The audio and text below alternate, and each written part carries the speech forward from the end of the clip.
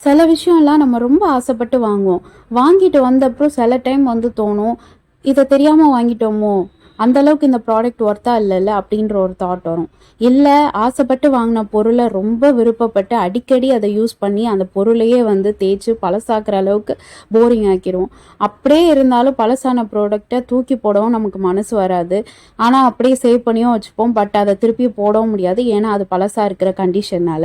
இந்த மாதிரி நீங்க ஆசைப்பட்டு ரொம்ப விரும்பி வாங்கின ப்ராடக்ட்ட ரொம்ப பழசாயிடுச்சு, போரிங் ஆயிடுச்சு, யூஸ் பண்ண முடியலையேன்னு நெனைக்கிற ப்ராடக்ட்ட வந்து நீங்க இந்த மாதிரி இன்னோவேட்டிவா உங்க கையாலேயே செஞ்சு அத திருப்பி புதுசா கன்வெர்ட் பண்ணலாம்னா, ஒரு ப்ராடக்ட்ட யூஸ் பண்ணி பழசே ஆனாலும் நீங்க ஃபீல் பண்ண வேண்டாம்.